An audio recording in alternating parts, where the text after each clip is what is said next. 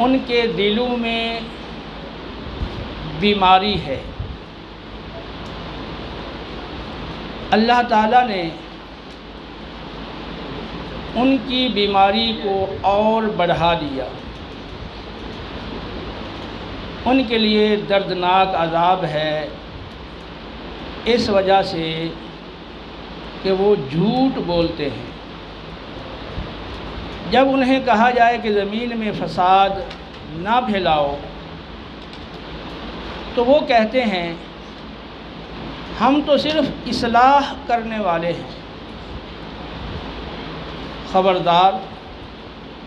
یہی لوگ فسادی ہیں لیکن وہ شعور نہیں رکھتے۔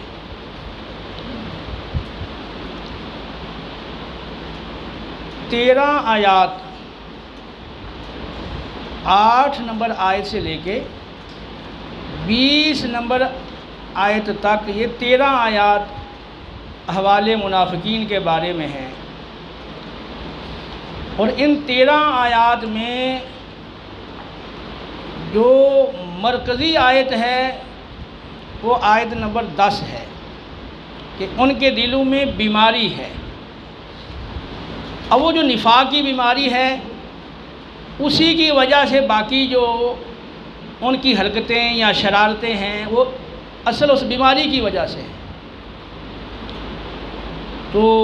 اس کی میں وضاحت پھر مکمل کرنے کے بعد یہ احوال آخر میں اس کو کروں گا، وفی قلوبہم مرض پر گفتگو آخر میں کروں گا، کیونکہ باقی جو کچھ ہے وہ اسی کا نتیجہ ہے۔ آگے ہے کہ جب انہیں کہا جائے کہ زمین میں فساد نہ کرو تو وہ یہ کہتے ہیں ہم تو اصلاح کرنے والے ہیں۔ خبردار، یہی لوگ فساد کرنے والے ہیں، فسادی ہیں، لیکن شعور نہیں رکھتے۔ منافقین کا فساد کیا تھا؟ ان کے فساد پھیلانے کی بہت ساری صورتیں اور شکلیں تھیں، جن میں سے بعض کا ذکر میں نے پچھلے درس میں کیا ہے۔ کیونکہ دل کے اندر اسلام کی اور اہل اسلام کی، خصوصاً رسول اللہ صلی اللہ علیہ وسلم کی دشمنی تھی،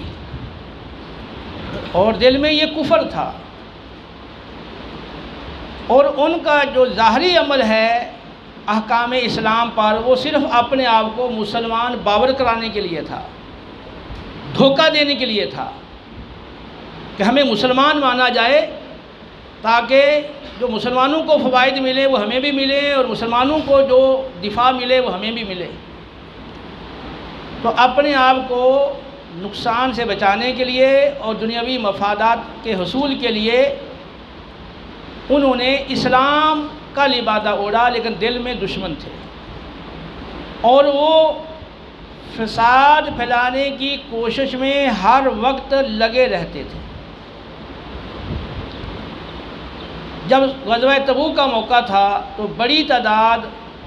منافقین کی اس میں نہیں گئی، تو مومنین کو فرمایا گیا کہ اگر یہ لوگ نہیں گئے ہیں تو تمہارے لیے بہتر ہوا، لو خرجوا فیکم ما زادوکم الا خبالا، اگر یہ تمہارے ساتھ شامل ہو کر نکلتے تو تمہارے نقصان میں اضافے کے سوا کچھ اور نہ کرتے۔ لَأَوْدَعُوا خِلَالَكُمْ يَبْغُونَكُمُ الْفِتْنَةَ وَفِيكُمْ سَمَّاعُونَ لَهُمْ وَاللَّهُ عَلِيمٌ بِالظَّالِمِينَ۔ تو اگر یہ تمہارے ساتھ مل کر نکلتے تو صرف نقصان ہی میں، تمہارے نقصان ہی میں اضافہ کرتے، اور یہ تمہارے اندر فتنہ اور فساد پھیلانے کے لیے خوب دوڑ دھوپ کرتے، بھرپور کوشش کرتے،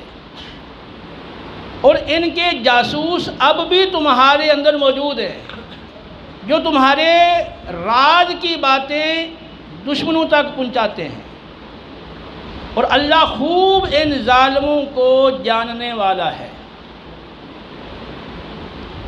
لقد ابتغت الفتنہ،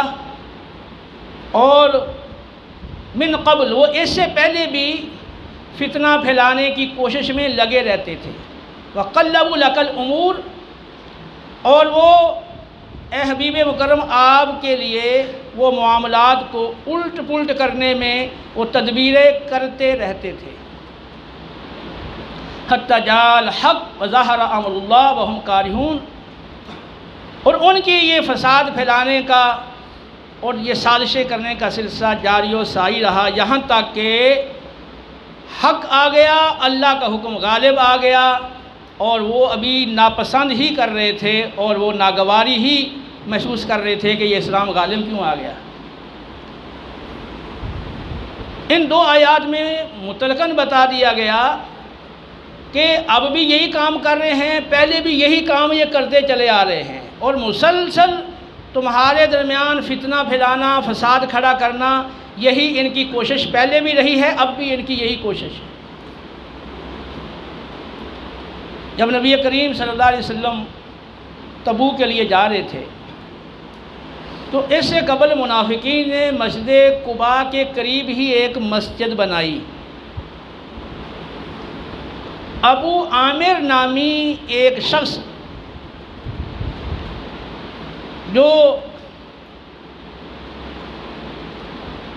جو معروف صحابی ہیں،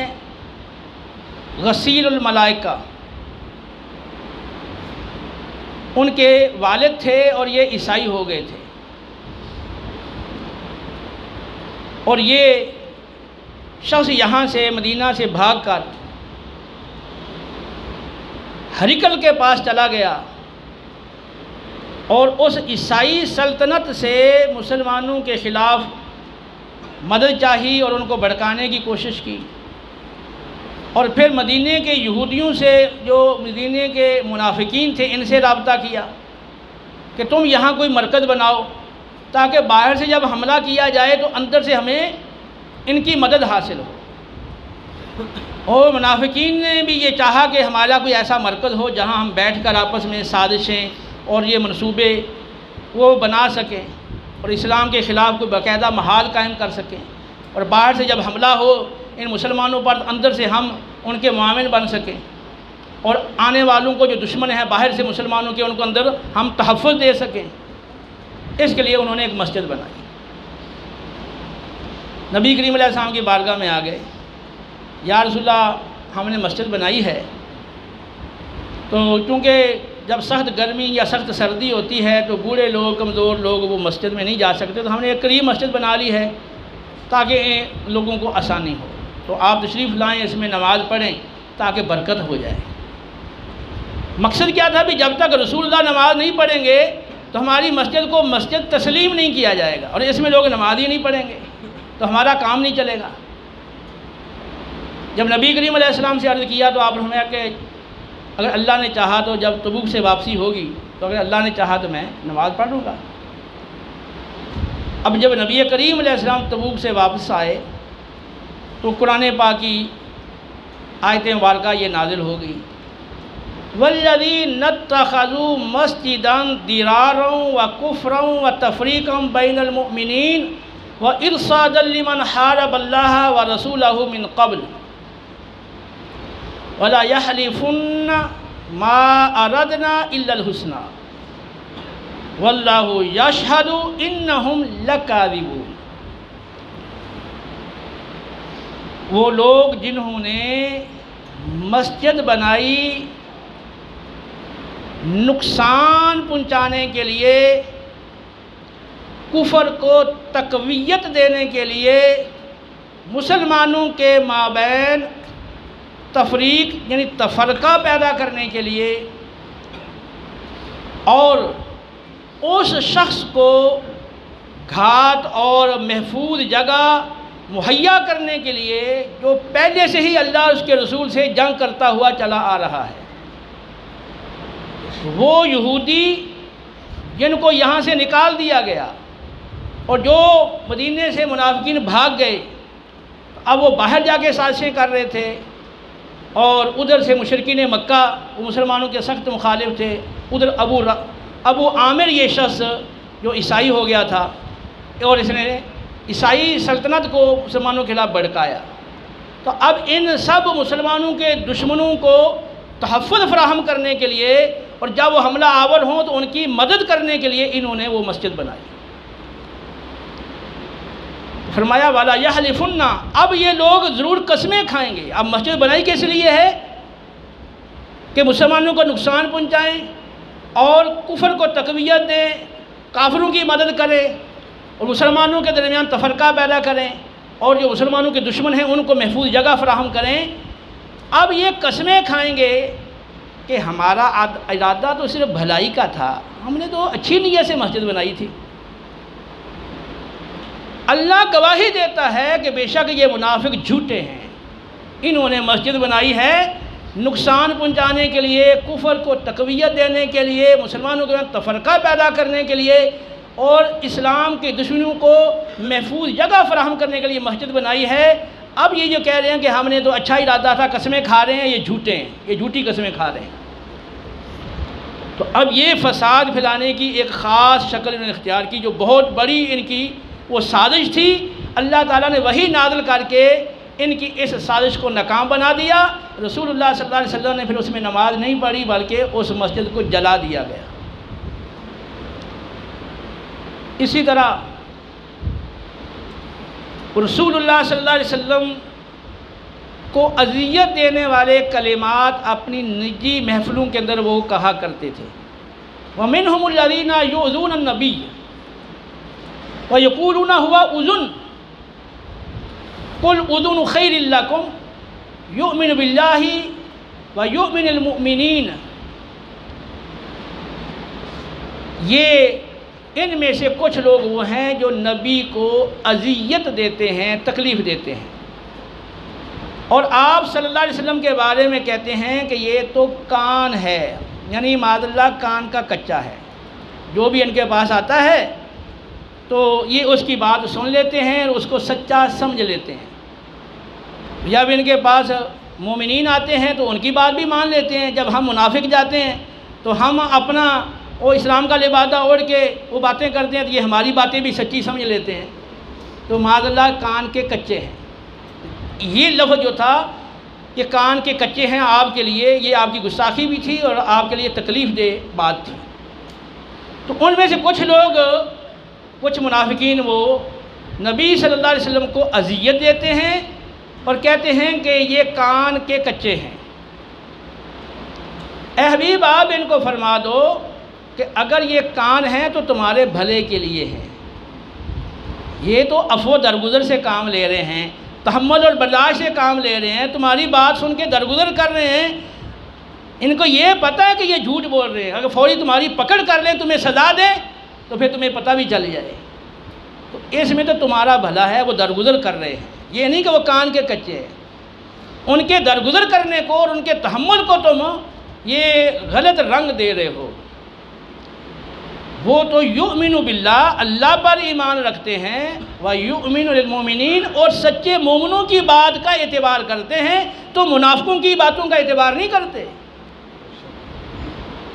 وَرَحْمَةٌ لِّلَّذِينَ آمَنُوا مِنْكُمْ، اور تم میں سے جو ایمان والے ہیں ان کے لیے وہ سراپائے رحمت ہیں۔ اور وَالَّذِينَ يُؤْذُونَ رَسُولَ اللَّهِ لَهُمْ عَذَابٌ عَلِيمٌ، اور جو رسول اللہ کو اذیت دیتے ہیں ان کے لیے دردناک عذاب ہے۔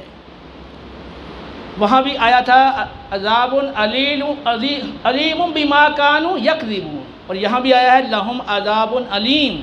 جو رسول اللہ کو اذیت دیتے ہیں ان کے لیے دردناک عذاب ہے۔ تو یہ بھی ایک فساد کی صورت تھی۔ اسی طرح حضرت عائشہ صدیقہ رضی اللہ تعالی عنہا پر انہوں نے جھوٹی تہمت لگائی، جس میں جو اس گروہ کا سب سے بڑا تھا عبداللہ ابن ابی، اور وہ بڑا چلاک تھا۔ وہ خود تو کم بولتا تھا، اس بات کے حوالے سے اوروں کو بھڑکاتا تھا کہ وہ اس بات کو آگے پھیلائیں، اور اس کے ذریعے سے انہوں نے رسول اللہ صلی اللہ علیہ وسلم کی عزت کو اور مسلمانوں کی عزت کو نقصان پہنچانے کی اور اسلام پر ایک کاری ضرب لگانے کی کوشش کی کہ جب آپ کی معاذ اللہ عزت نہیں رہے گی تو پیچھے کیا رہ جائے گا۔ تو انہوں نے حضرت عائشہ صدیقہ رضی اللہ تعالیٰ عنہ پر تہمت لگائی، اور جیسے حضرت عائشہ رضی اللہ تعالیٰ عنہا کو، ان کے والدین کو تو صدمہ پہنچنا ہی تھا، خود رسول اللہ صلی اللہ علیہ وسلم کو بہت زیادہ اس کی وجہ سے پریشانی ہوئی، تکلیف ہوئی، اور دیگر صحابہ کو بھی اسے بڑی تکلیف پہنچی۔ ان الذین جاؤوا بالافک عصبۃ منکم لا تحسبوه شرا لکم بل هو خیر لکم ولکل امرئ منهم ما اکتسب من الاثم والذی تولى کبرہ منہم لہ عذاب عظیم۔ بے شک وہ لوگ جنہوں نے یہ ایک بہت بڑا بہتان گھڑ کے اس کو پھیلایا، تو یہ تمہیں میں سے ایک گروہ ہے، منافقوں کا گروہ۔ اور اب تم اس کو اپنے حق میں برا نہ سمجھو، یہ جو واقعہ تمہیں پیش آیا ہے اے مسلمانوں، یہ تمہارے حق میں بہتر ہو گیا ہے، کیونکہ منافقوں کا نفاق کھل گیا ہے، ان کی ذلت و رسوائی ہوئی ہے، سب کو پتہ چل گیا ہے کہ یہ کتنے کا خیر خواہ ہیں اسلام کے اور نبی کے، جو اپنی زبانوں سے بڑا اظہار کرتے ہیں خیر خواہی کا، تو سب کھل گیا ان کا پول۔ اور ہر وہ شخص جس نے اس میں حصہ لیا تو وہ اپنے حصے کے مطابق وہ گناہ کا ذمہ دار ہے، اس نے اتنا ہی گناہ اس کے ذمہ ہے، وہ گناہ اتنا اٹھایا اس نے۔ اور جس نے ان میں سے سب سے بڑا اس بہتان کے حصے کو ادا کیا اور اس کا ذمہ دار بنا، یعنی عبداللہ بن ابی، اس کے لیے عذاب عظیم ہے۔ یہ ان کے مختلف فساد پھیلانے کے انداز تھے، مسلمانوں کے مابین تفرقہ ڈالنے کے لیے، اس کی بات اس کو غلط طریقے سے پہنچا دی، اس کو اس کے غلط طریقے سے پہنچا دی۔ اگر جنگ کا موقع ہے تو بھی مت نکلو، بڑی گرمی ہے، بڑی گرمی ہے، اس وقت توبہ کے اندر موجود ہے، اور اتنے دشمن اتنے زیادہ ہیں، تو اس طرح کی باتیں کر کے کہ دشمن کی تعداد بڑھا چڑھا کے بیان کر کے مسلمانوں کے حوصلوں کو پست کرنا، یہ بھی ان کا کام تھا۔ وہ مختلف حرکات مسلمانوں کو نقصان پہنچانے کے لیے کرتے رہتے تھے، اور پھر وہ سمجھتے تھے کہ ہم اس میں کامیابی کی طرف جا رہے ہیں، تو وہ جو شرارتوں میں بڑھ رہے تھے تو ان کی گویا کہ بیماری بڑھ رہی تھی۔ تو یہاں یہ فرمایا گیا کہ جب ان کو کہا جائے کہ زمین میں فساد نہ کرو تو کہتے ہیں ہم تو صرف اصلاح کرنے والے ہیں، یعنی اپنی جو شرارتیں تھیں اور فساد تھا اور اسلام دشمنیاں تھیں، ان کو وہ اصلاح کا نام دیتے تھے۔ یہ بھی ان کا کیا تھا؟ جھوٹ تھا کہ فساد کو اصلاح کا نام دینا۔ تو قرآن نے کہا کہ یہی لوگ حقیقت میں فسادی ہیں، لیکن یہ شعور نہیں رکھتے، ان کو اتنی سمجھ نہیں ہے کہ یہ جو فساد کی جتنی صورتیں ہیں ان کا وبال اور نقصان تو انہی کو پہنچنا ہے، کسی اور کو تو نہیں۔ اب یہ منافقین کی جو روش تھی، مسلمانوں کے مابین فساد پھیلانے کی مختلف شکلیں اور صورتیں تھیں، آج بھی یہودی دشمن یہی چالیں مسلمانوں کے خلاف چل رہے ہیں، اور اس کا انداز بدل گیا ہے، اور موجودہ جیسا دور ہے اس انداز سے اب میڈیا کا سہارا لیا گیا، اور سکولوں، کالجوں اور یونیورسٹیز کا سہارا لیا گیا، اور دیگر افراد اس کام کے لیے خریدے گئے، اور مسلمانوں کی جو حکومتیں ہیں ان کو اپنے زیر اثر لے کر ان کے ذریعے اسلام کے خلاف وہ کام کر رہے ہیں۔ کوئی بھی شخص جو اس وقت موجودہ حالات پہ نظر رکھتا ہے اس کو اس میں کوئی شبہ نہیں لاحق ہوگا کہ اس وقت بھی یہودی اسی طرح اسلام کے خلاف اور اہل اسلام کے خلاف اپنی سازشیں کر رہے ہیں۔ کبھی کشمیر کا مسئلہ آئے گا، وہ اپنے آپ کو یہ ظاہر کریں گے کہ ہم بڑے تمہارے خیر خواہ ہیں، جبکہ وہ خیر خواہ نہیں۔ اگر خیر خواہ ہوتے تو کشمیر کا مسئلہ حل نہ ہو جاتا۔ کہیں بھی مسلمانوں پر ظلم ہوگا تو وہ اپنے آپ کو ظاہر تو یہی کریں گے کہ ہم انصاف کر رہے ہیں، لیکن وہ اندر سے مسلمانوں کو نقصان پہنچائیں گے اور ظلم کریں گے، اور کر رہے ہیں۔ اگر وہ قرضہ بھی دیتے ہیں تو وہ مسلمانوں کی خیر خواہی کی وجہ سے نہیں، مزید نقصان دینے کے لیے وہ قرضہ دیتے ہیں تاکہ یہ ہمارے پوری طرح قابو میں آ جائیں۔ پھر جو چاہیں ہم ان سے منوائیں، جو چاہیں ان سے کہلوائیں، اور جو چاہیں ان کے ملک میں ان کے ذریعے سے رائج کروائیں۔ تو اب یہ اللہ تعالیٰ نے جو منافقین کے حوال ذکر کیے ہیں وہ کس لیے کیے ہیں کہ ہم دعا کرتے ہیں غیر المغضوب علیہم ولا الضالین، اے اللہ جن پر تیرا غضب ہوا، جو بھٹک گئے ہیں، ان کے راستے سے ہمیں محفوظ رکھ۔ اللہ نے ان کا راستہ بتا دیا، ان کا راستہ یہ ہے، جو اس انداز سے فساد پھیلاتے ہیں۔ تو اب ہمیں آگاہ کر دیا گیا ہے کہ اگر تمہیں ہدایت چاہیے تو اب ان کے راستے سے بچو۔ تو اب ہر شخص کو یہ بات اپنے ذہن میں رکھنی چاہیے کہ اسلام کے خلاف اس وقت دشمن قوتوں کی طرف سے جو کچھ ہو رہا ہے، بظاہر اعلی کار انہوں نے نام نہاد مسلمانوں کو بنایا یا مسلمان حکومتوں کو بنایا، لیکن وہ جو کر رہے ہیں وہ وہی کام کر رہے ہیں جو ان کے آباء و اجداد کیا کرتے تھے، اسی روش پر ہے۔ اب افسوس یہ ہے کہ ہمیں ہر چیز سے پہلے سے آگاہ کر دیا گیا، اس کے باوجود ہم اس حملے کا دفاع کرنے میں ناکام ہیں۔ کیوں؟ اس لیے کہ ہم ایسے سو رہے ہیں مل کر، اور ہمیں کوئی احساس ہی نہیں ہے اسلام کے ساتھ لگاؤ، دلچسپی، اس کے دفاع کی فکر، اور آنے والے حالات کے حوالے سے تیاری اور اس کو ان حالات کو نپٹنا، اس کی طرف ہماری کوئی توجہ ہی نہیں ہے۔ کوئی باقاعدہ اس طرح کا پلان نہیں ہے کہ ہم اپنی قوم کو اس حوالے سے کوئی تربیت دیں اور انہیں یہ باتیں سمجھا کر اسلام کے دفاع کے لیے ایکٹیو کریں، سرگرم کریں۔ ادھر ہماری کوئی توجہ ہی نہیں ہے، ہر کوئی اپنے اپنے کاموں میں لگا ہوا ہے، اور ایک بڑی تعداد وہ مسلمانوں کی اور لیڈروں کی اور دینی پیشواؤں کی، یا تو ان کو اپنی سہولتیں، آسائشیں اور نذرانے اور دولت اور جائیدادیں یہ محبوب ہیں اور اس میں لگے ہیں، یا کوئی کھیل تماشے اور اس طرح کی چیزیں ان کو پسند ہیں تو اس میں لگے ہیں، اور کچھ جو ہے وہ آپس میں لڑ رہے ہیں اور سمجھ رہے ہیں کہ ہم اسلام کی بڑی خدمت کر رہے ہیں، مرنے کے بعد آنکھیں کھل جائیں گی